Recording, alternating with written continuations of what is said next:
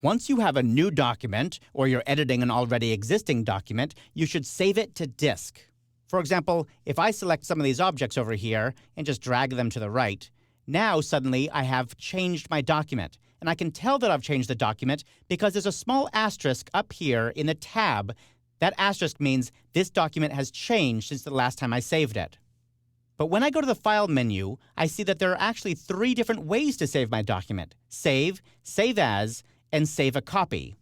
Let me talk for a moment about what the differences are.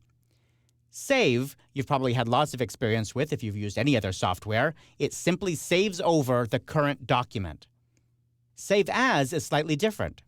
It lets you rename the document to anything else. For example, I can change this to 3B, and it lets you choose a different location for the document. It also gives you an option of what format to save it in: a document, a template, or an IDML file. A document is just a regular InDesign file, nothing special about it. You'll open it, you change it, you save it, and so on. A template is slightly different. When you save an InDesign document as a template, you're telling InDesign that you are not expecting to make any changes to this document in the future. That is, you open the document, and it will open as untitled. You're using it as a base for future documents to work off of. The last option, InDesign CS4 later, otherwise known as IDML, I'll cover later on in this chapter. In this case, I'm just going to save this as a regular InDesign CS6 document. Now, the third option, Save a Copy, is kind of interesting. Save a Copy means save the current state of this document out to my hard drive, but let me continue working on the document I'm working on. You'll see that currently I'm working on 3B, the one I just did a Save As on.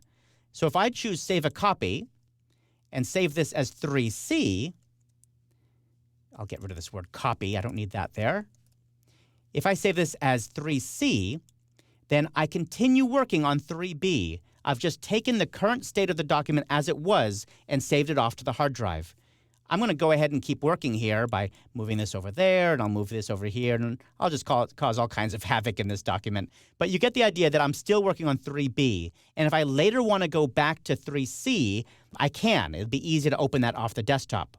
This is what I call saving a base camp. It's like when you're climbing a mountain, you set base camps every so often that you can always return to.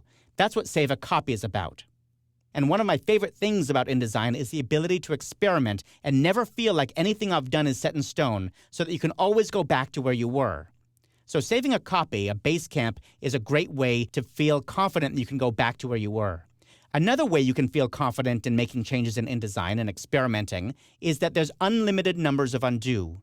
So if I go ahead and start making more changes here, moving things all over the place, making a real mess of this, I know that I can always undo what I've done by pressing Command-Z or Control-Z on Windows. And I can do that as many times as I want until it goes all the way back to where it was. Now, sometimes you really mess up a document. You're working for a half an hour, changing things, moving things all over the place, and you realize you don't want to undo 100 times. You don't want to hit that keyboard shortcut over and over again. In those cases, you might consider using something else from the File menu called Revert. Revert means go all the way back to where this document was when you last saved it. In this case, when I did that Save As. When you choose Revert, it confirms, are you sure you really want to do this? Because all of your changes are going to get lost. And if you choose OK, it actually closes this document and reopens the original one from disk. Look, mistakes happen. They're inevitable. So teach yourself to save often, save base camps, save backups, and then use undo and revert judiciously when you need to.